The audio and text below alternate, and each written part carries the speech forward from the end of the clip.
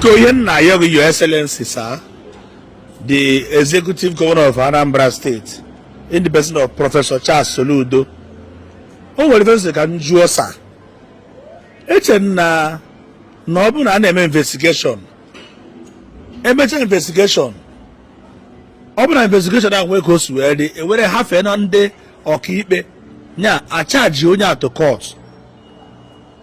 Mother now to Jibu Akwa Okuko to hit na Onye Eze Jesus. Till today, hackers on a custody of Nde vigilante. On Orube Mbaga charge in that to court. On Orube Mbaga charge in that to court. Kaagwa anyina nda ozurohi ka ha na mmaburu ka aka ha na mmaburu ka ha no na evil practices. Ka e mara ni amara now.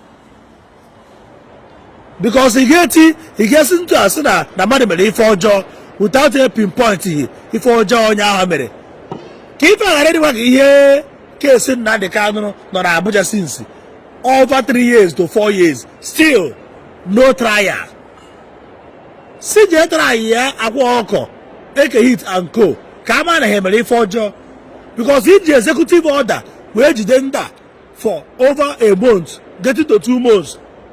Ọdịrọ mma Your Excellency ọdịrọ mma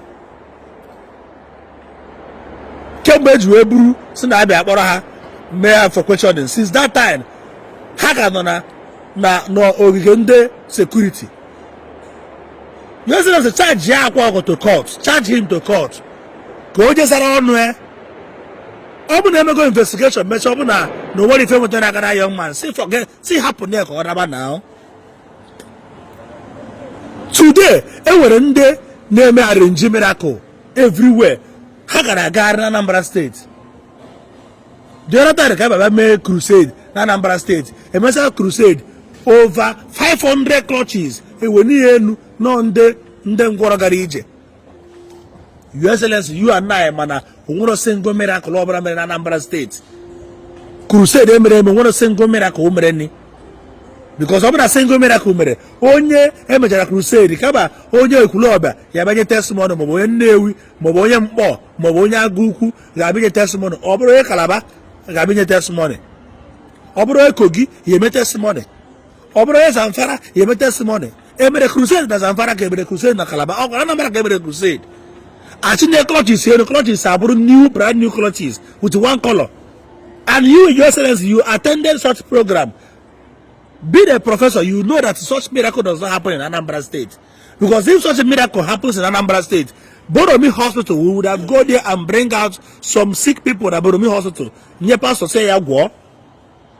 And ya get here the orthopedic hospital. What pretend they budget up? Say go. What then the kidney problem? Say go. Etu anyị esi jidekwa Akwa Okuko tiwara aka na-eke hit na ndị ọzọ na ha na-eme oke ite na oke ite ha anaghị arụ ọrụ disa ndị anaghị arụ ọrụ ihe a bụ ife ha na-arụ onwe ha. And up to today agwabaghị anyị na-eji ọbara mmadụ eme oke ite a ka eji anụ mmadụ eme oke ite a ka ha just were anụ nkịtị anụ bi n'ọhịa na-eme oke ite a ọ bụ ihe ọbụla a gwara anyị. Mana today miracle na-eme na Anambra State mmadụ na-apụta ntu a tụọ ọnụ na ọ ga-eme onye isi ọfụ ụzọ ma onye ngwọrọ ọgụ ije eme miracle onye bụla chinye clutches elu onye nke enye testimony. Mana testimony ha na-enye onwubeghị nke dị verified asị na onye si ụmụ ogbu ọka nwetara healing maọbụ onye si Ekwulọbịa na o nwetara healing maọbụ onye si Ojoto nwetara healing maọbụ onye si Ihiala nwetara healing maọbụ onye si Ukpọ nwetara healing. Onwubeghị onye nọ na-aparakịta Anambra nwetara healing na ndị na-enweta healing na-abụ ndị si Kogi na Benue na Zamfara Kaduna na Zaria na ndị si Kalaba na Lagos Bauchi ọ ndị na-enweta healing. Mana emere crusade na Anambra State onye nọ na Kafanchan enwere testimony. Your Excellency, charge Akwa Okuko to court. Charge him to court. Ka o jebe azara ọnụ ya. Eme investigation ọ bụ na aka ya dị ọcha ọlaba. Ọ bụ na aka ya adịghị ọcha the law of the Federal Republic adjudge here. He keep mmadụ for long dobe whether on Awahu or Awahu. I'm not saying this because now I want to defend anybody. As I said earlier, Obuna charge Akwa Okuko, aka hit no easy, I charge her to court. Obuna they were evil practices hammer, then let the court take its course. Then he didn't die for complete a month. They get 2 months. and o toro anya na ọ bụrụ sọsọ Akwa Okuko bụ nwa dibịa nọ na Anambra steeti, dibịa na-eji ebini na-eji ewu na ọkụkọ arụ ọrụ hie nne na Anambra steeti. Ndị agha ha abụ untouchable, ha abụ untouchable ka o nwere ihe ọzọ Akwa Okuko mere anyị na-amarọ. O doro m anya na onye nwa dibịa ọbụla were ọkụkọ gbuo n'ihu mmụọ ofu ọrụ a ka ọ na-arụ. Onye ọbụla je egote ebini n'ahịa were gbuo wee rụọ ọrụ mmụọ ofu ọrụ ahụ ka ọ na-arụ. Awele adịrị iche, oke ite adị iche.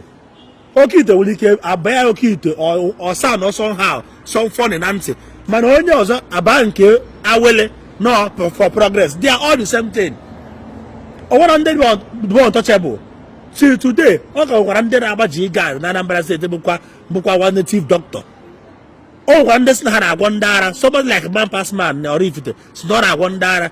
Ndị ara jiri ube a gara akpatakwana ya na ọbịakwana bịa o sokwa nwee Jpac. Ọ bụrụ sọsọ Akwa nwere Jpac. Man pass man nwere Jpac. Akọpụlụ. O nwere Lexus emere nkọpụlụ. O nwere Hilux edere MPM man pass man. Ọ bụrụ sọsọ Akwa nwere Hilux. Ọ bụrụ sọsọ Akwa nwere Jpac. Ọ bụrụ sọsọ Akwa nwere Lexus. Ọ bụrụ sọsọ Akwa nwere hotel. Ndị dibịa nwere hotel hiri nne, ndị enwere nwere hotel. Thunder Mighty na Nteje Abọgụ o nwere hotel. Name them. Mambasman na-arụ hotel. O finichiri ego. Ndị dibịa nwere ego hiri ndị. Ọ bụrụ sọsọ Akwa Okuko na-eke hit na ọ bụrụ nwere mmadụ na-atọ amere na ọ bụrụ nwe ihe chọrọ iji ha wee mee. Si gwa anyị ka anyị mara. Ndị ọba apụtago bịa yọọ biko onye nwanne ha mere si hapụ ya. Ọ daa mmiri. Everybody apụtago bịa yọọ. Anyị chọrọ ka anyị nweta confessional statement of Akwa Okuko tiwara akị ka anyị mara, because na ịbịa ka ipuo ofu onye na that small boy is a small boy. Ike ipuo without any statement, without anything. Dịkwa ka ebe ka ipụrụ Nnamdi Kanu for 4 years without any trial. Ka anyị ghara ije emebe adopt ihe a na-eme na higher chamber na Abuja. Ka a ga-ahapụ ime adopt. Nnamdi Kanu adịgo almost 3 years. No trial. Every day ọ na-apụta ikpe a na-ajụ gịnị ka Nnamdi Kanu mere, onwe onye kwuru ike, onwe bụ onye kọwatara ka ihe na ife a ka Nnamdi Kanu mere. No trial. Ya si emena ka ife adịkwa ka ikpe ahụ a na-ekpe ikpe jungle justice. Mmadụ pụta ọsị gị na-ebere ife but no trial. Your Excellency biko were Akwa Okuko na-eke hit na Onye Eze Jizọs ha fee ndị court, charge them to court. Ha ga-ezara ọnụ ha, court kpechaa ha ikpe. Ọ bụ na ha dị guilty, court eme gịnị, enye ha fine, agwaghị ihe onye dị guilty na-eme. Ọ bụ na ha dịrọ guilty, I set ya free ka ha jee fesie family ha. The other day ha bịa na Lagos ebe a na-eme mmemme fụ nwunye Onye Eze Jizọs ka ọ na-erezi ego. Ọ na-emezi biro di change na-erere onye Hausa ego. Ihe o jere ego ahụ ka o wee ike fụ ego o ji azụ ụmụazụ wee ụmụ ejima na-agwa na-ego ha mee ego. Ọ gwara ka ha n'ọnụ, ọ ma na okwu nwere ego ma dị mma, but abịara m mkparị, abịarakwa dị m ọgụ. Ihe nna ya obiko Governor of Anambra State chaji Akwa Okuko na ndị otu eto court ha ji ebe a jee zara ọnụ ha, ya gazie.